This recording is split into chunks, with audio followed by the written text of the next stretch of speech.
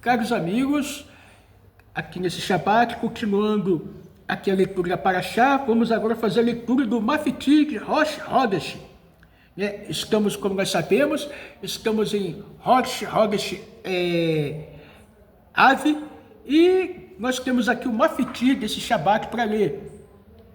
Então vamos fazer a leitura desse Mafiti, tá, gente? Tá aqui, vamos lá. Mafiti, Números 28, 9 a 15. E no dia de Shabat, sábado, 2 cordeiros de 1 ano de idade perfeitos, 2 décimas de éfa de flor de farinha, de trigo amassada no azeite, e sua libação. Esta será a oferta de elevação do Shabat e cada Shabat, além da oferta de elevação contínua de cada dia de sua libação.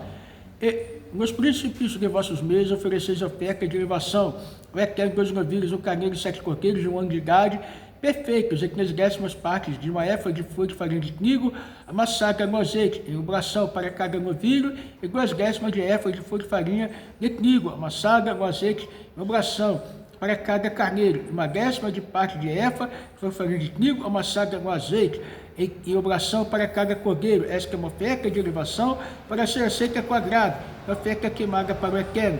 São libações de vinho, metade de um rim para cada novilho, 1/3 de rim para cada carneiro, 1/4 de rim para cada cordeiro. Esta é a oferta de elevação do início do mês, e cada mês, e todos os meses do ano, também será oferecido cabrito por oferta de expiação para o Eterno, além da oferta de elevação contínua com sua libação. Então, temos aqui a Mafiti, tá? Que nós lemos, 28, 9 a 15, para o Rosh Hodesh. Agora, nós vamos fazer aqui a Haftarah da Parashá Makot Masei, depois vamos fazer a leitura também da Haftarah de Rosh Hodesh. Vamos aqui, fazer a leitura. A Haftarah de Masei está em Jeremias 2:4, 28, 3:4, 4:1, 2. Vamos fazer aqui a leitura, tá? Vamos lá. Ó casa de Jacó, vós todas as famílias da casa de Israel, dá ouvido ao que diz o Eterno. Assim disse o Eterno: que injustiça viram em mim vossos pais para de mim, que eles se afastaram e passaram a se dedicar a futilidades, se tornando um povo fútil. Por que não disseram: onde está o Eterno, que nos fez subir da terra do Egito, e nos conduziu pelo deserto, através de uma terra de ermos, de covas, de sequidão, de sombras, da morte, que ninguém antes atravessou, e onde homem algum ousou se estabelecer? A uma terra de campos férteis, vinhas carregadas, os trouxe para que vos deliciasseis com seus frutos, por todo o seu bem, mas logo ao chegar e purificaste minha terra, minha herança, e compuscaste com abominações, os sacerdotes não se preocupam em perguntar onde está o Eterno? E os responsáveis pela manutenção da Torá, o Sinédrio, não me souberam reconhecer também os pastores. Eles contra mim se rebelaram, os profetas em nome de Baal, pronunciaram falsas profecias, apoiando-se naqueles que ninguém pode socorrer. Por isso, contenderei convosco, com os filhos de vossos filhos, diz o Eterno.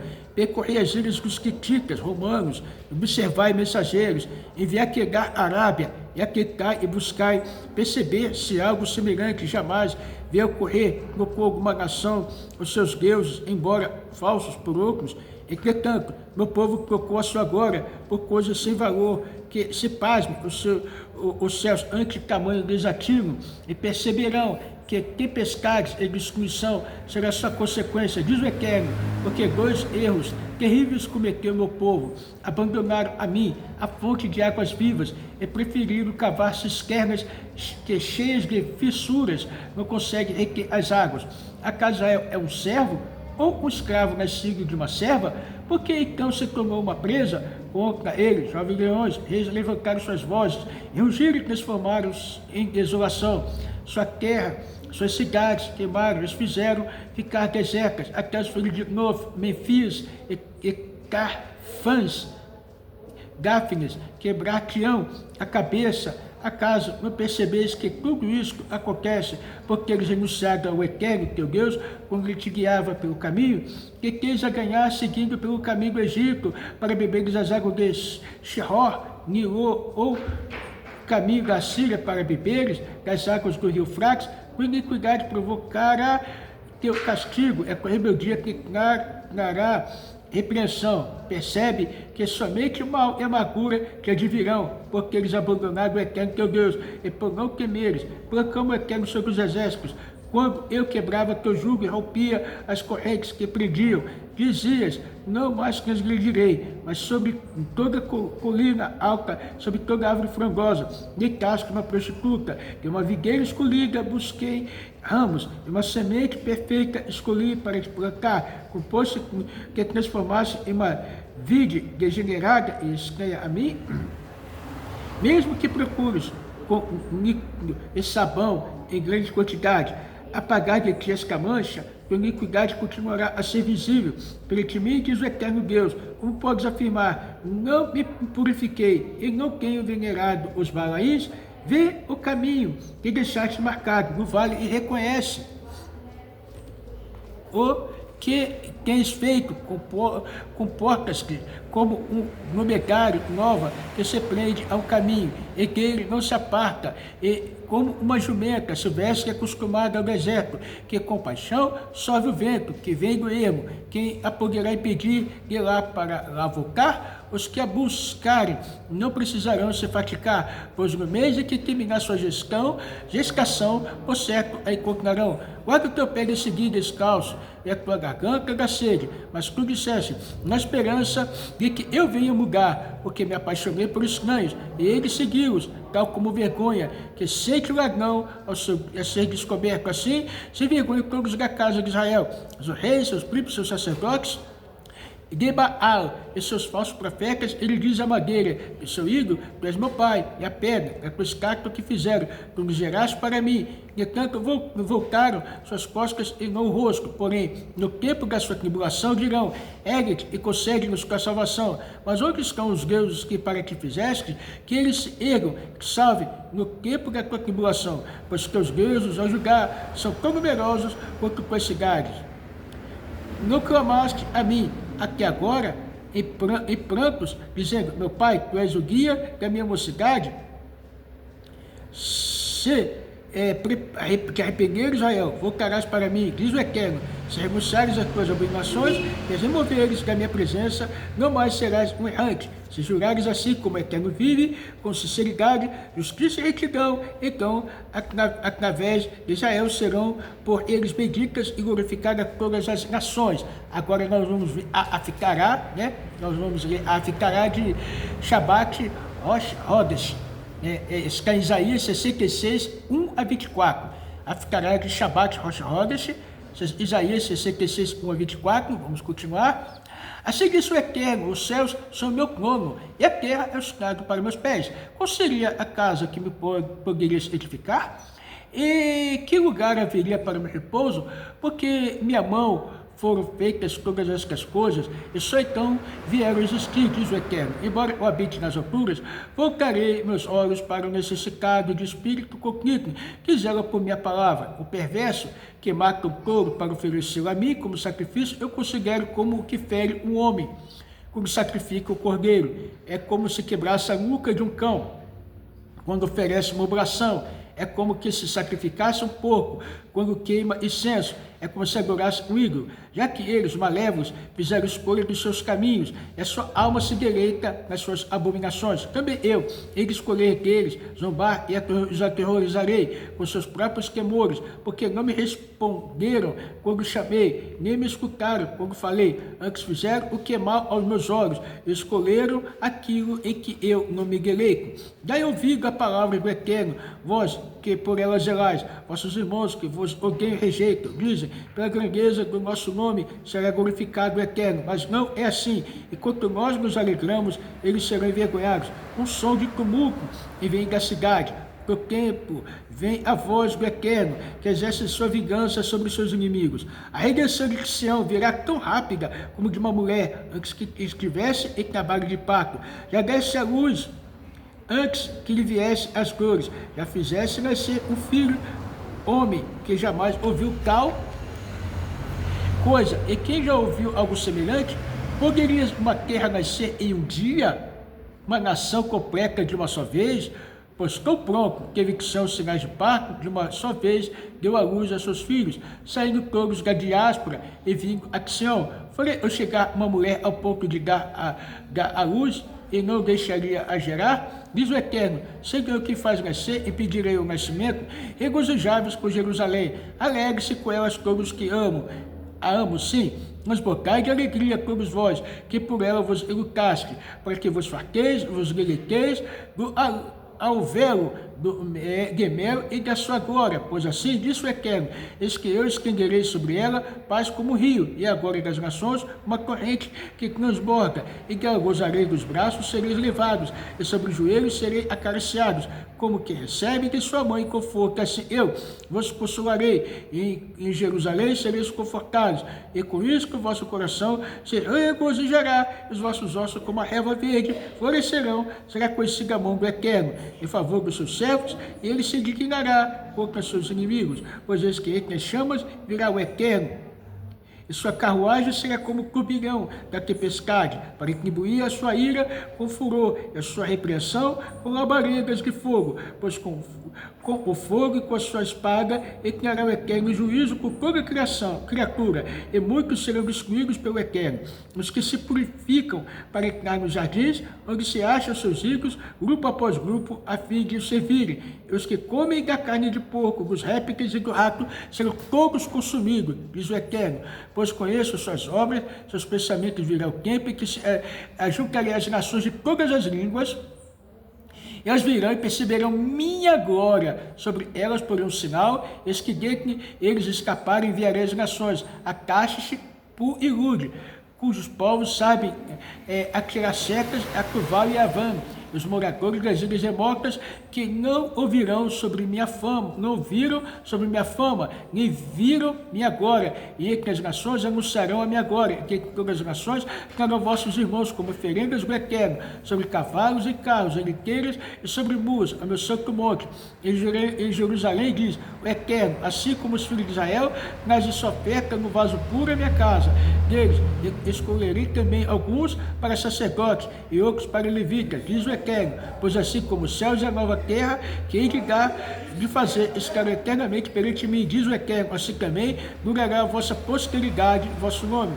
Em cada lua nova, e em cada Shabat, toda criatura virá prostrar-se perante mim em meu santuário, diz o Eterno. Ao sair, verão os cadáveres dos homens que transgrediram contra mim, pois não desaparecerá o verme que os devora, nem o fogo que os consome. Eles se constituirão em horror para toda a carne.